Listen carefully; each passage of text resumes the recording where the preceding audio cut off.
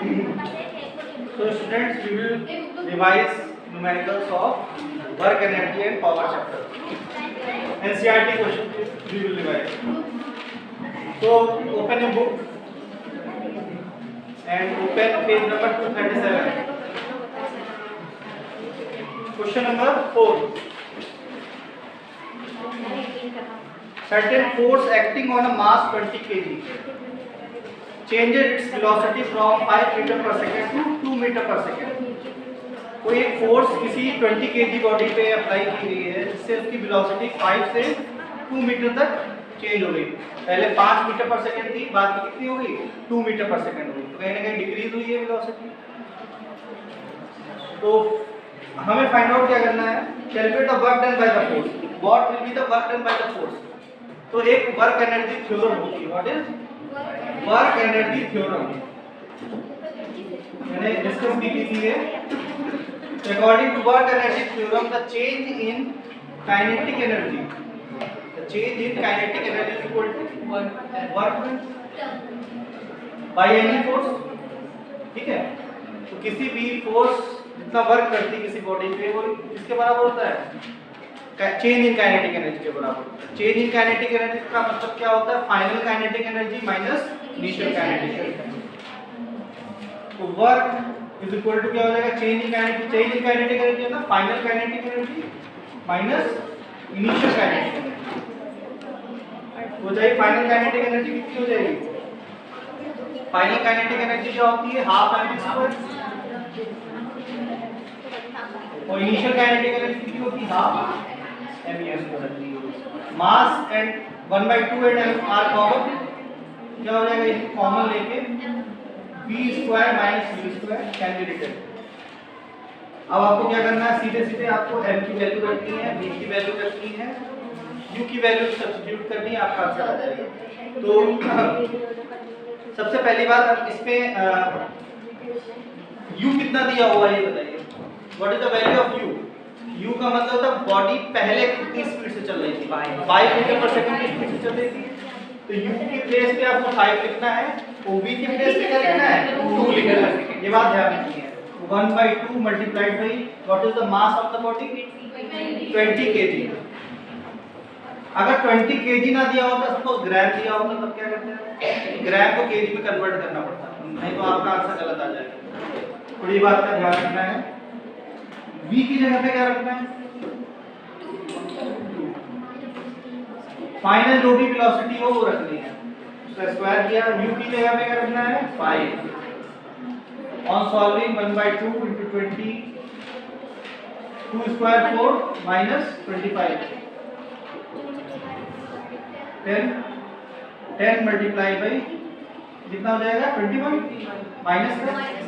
Minus 210 joule is the required work done by the force. Minus क्या represent कर रहा है यहाँ पे, निगेटिव वर्क डन। तो निगेटिव वर्क डन क्यों हुआ है वो भी देखिए, इसका मतलब भी समझाना जरूरी है। सपोज कोई बॉडी मूव कर रही थी v स्पीड से, इसकी स्पीड थी 5 मीटर पर सेकंड। अगर इसकी स्पीड कम करनी है, स्पीड कम हुई है ना यहाँ पे 2 मीटर पर सेकंड, तो कहीं ना कहीं रिटार्डिंग फोर्स लगी होगी।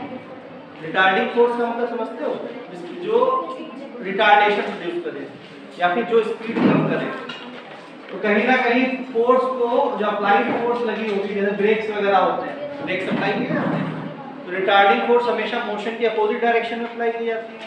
तो बॉडी का डिस्प्लेसमेंट किस तरफ है, राइट हैंड साइड सपोज, तो फोर्स कहाँ लगानी पड़ेगी आपको, अगर इसको रिटार्ड करना है लेफ्ट हैंड साइड में लगानी पड़ेगी। तो फोर्स और डिस्प्लेसमेंट के बीच में कितना एंगल है बताइए, अपोजिट डायरेक्शन में एक्ट कर रहे हैं। तो जब भी force and displacements acts in opposite direction, the work done by the force is negative.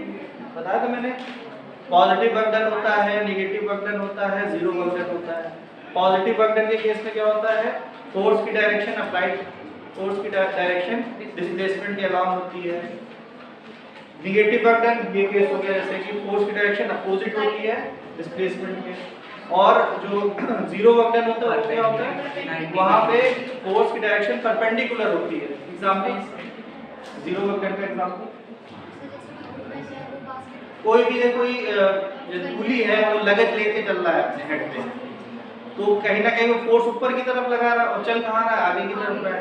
तो the angle between the force and displacement is 90 degree, that's why the work done is 0 in that case. और भी example होते हैं zero work done के, वो क्या होते हैं, सपोज कोई बॉडी यूनिफॉर्म सर्कुलर मोशन में मूव कर रही है, सेंट्रीपिटल फोर्स की डायरेक्शन कहाँ होती है, टुवर्ड द सेंटर, और डिस्प्लेसमेंट किसी भी पॉइंट पे क्या होता है, टेंजेंट के अबाउट।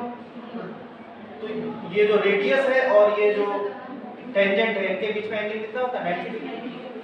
तो जब भी 90 डिग्री का एंगल हो फोर्स और डिस्प्लेसमेंट के बीच में, तो वो एंगल वो क्या हो जाता है, जीरो वर्क डन हो जाता है। क्लियर है? 250 units of energy during a month, ठीक है। किसी हाउस होल्ड या किसी घर में 250 यूनिट्स कंज्यूम की। तो मैंने आपको जब पढ़ाया था, टॉपिक पढ़ाया था पावर एंड एनर्जी वाला टॉपिक, तो 1 यूनिट जो होती है वो किसके बराबर होती है, 1 किलोवाट आवर के बराबर होती है, 1 किलोवाट आवर। तो घरों में बिल आता है, इलेक्ट्रिसिटी बिल, उसमें यूनिट्स की फॉर्म में आता है। तो 1 यूनिट क्या होती है, किलोवाट आवर। हमसे क्या कहा गया है इसमें, how much energy is this in joules. तो बताना है कि 250 जो यूनिट्स कंज्यूम कर रहा है हाउस होल्ड या कोई हाउस, तो जूल में कितने कंज्यूम कर रहा है। तो मैंने आपको रिलेशन सिंपल सा बताया था, 1 किलोवाट आवर जो होता है उसमें 3.6 multiply by 10 to the power 6 joules होते हैं। 1 किलोवाट आवर में कितने जूल्स होते हैं, 3.6 10 टू द पावर 6 जूल्स होते हैं। अब इसने क्या बोला है कि 250 यूनिट्स कंज्यूम हुई है, तो 250 यूनिट्स में कितने हो जाएंगे, जब 1 यूनिट में इतने जूल्स हैं तो 250 यूनिट्स में कितने जूल्स होंगे,